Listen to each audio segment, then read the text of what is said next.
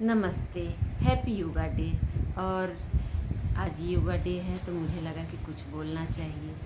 तो योगा क्यों करना चाहिए? योगा इसलिए करना चाहिए क्योंकि उससे आपको खुद को फ़ायदा होता है, इसलिए योगा करते हैं। जैसे आप पढ़ते हैं तो इससे किसको फ़ायदा होता है?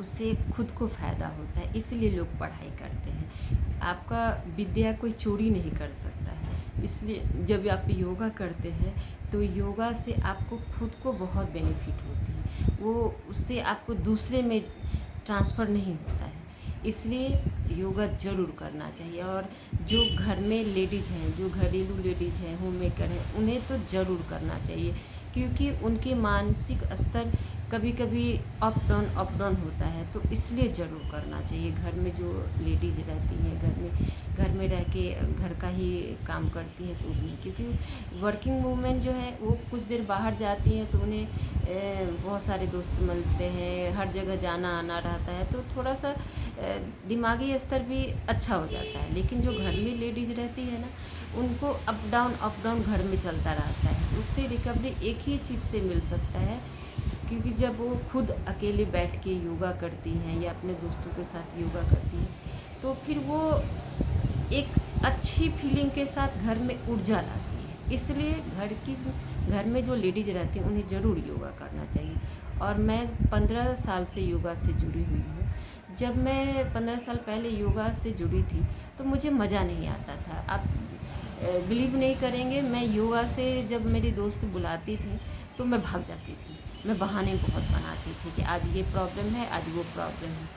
और 5 मिनट में योगा में बैठ गई तो मेरी रीढ़ की हड्डी में सनसनाहट, एकदम दर्द होने लगता था। अरे यार क्या करते हैं, क्योंकि मैं थोड़ी सी चंचल प्रकृति की हूँ, तो मैं वॉकिंग बहुत कर लेती थी। लेकिन योगा करने में तो आप उसको क्या बोलते हैं, कहते हैं तुम्हारा तो बहुत नानी मर गई, जो ऐसे योगा नहीं करती हो, तो ये नहीं करती हो। तो मैं नहीं कर पाती थी।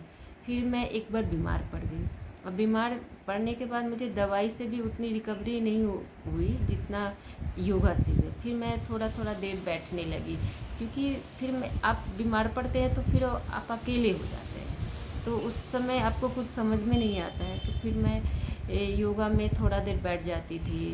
नींद नहीं आ रही, आप सारा दिन क्या लेटे नींद भी नहीं आती है, तो फिर आपको थोड़ा देर बैठ गए तो कुछ अच्छा लगा। फिर दूसरे दिन बैठे, कुछ अच्छा लगा। इससे मैंने उसमें रिकवरी आने लगा।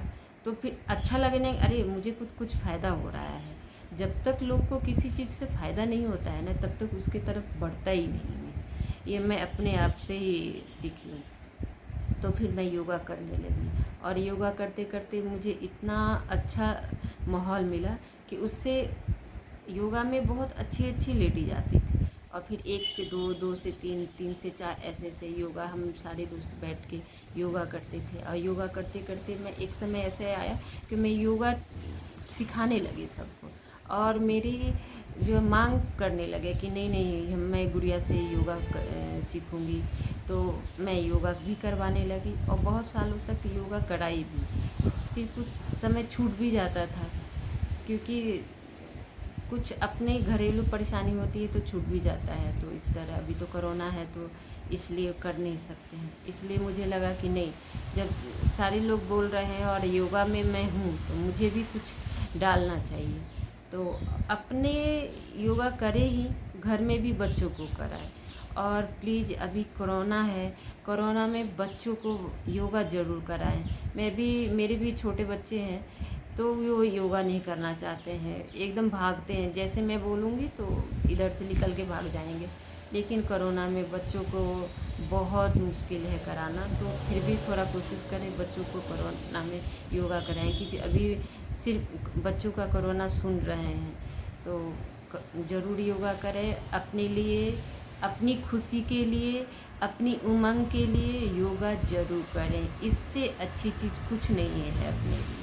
तो जो भी लेडीज़ हैं जो घर में रहती हैं और होम मेकर हैं, उन्हें बिल्कुल घर में अच्छा नहीं लग रहा है, और ख़ासकर इस समय जो ऐसा स्थिति आ गया है कि लेडीज को तो सारा दिन लगता है कि डबल ट्रिपल काम ही आ गया है। आपको इतना काम पहले नहीं होता था, क्योंकि पहले बच्चे स्कूल जाते थे, हस्बैंड ऑफिस ही जाते हैं, हस्बैंड तो ऑफिस जा ही रहे हैं, बच्चे सब घर में हैं, तो कहाँ क्या कीच कीच करते रहते हैं, तो इतना डबल ट्रिपल वर्क हो गया है। तो योगा के लिए कुछ समय अपने लिए ज़रूर निकालिए। तो हैप्पी योगा डे। आप लोग जब खुश रहे, आबाद रहें और कोरोना से ज़रूर बचे रहें।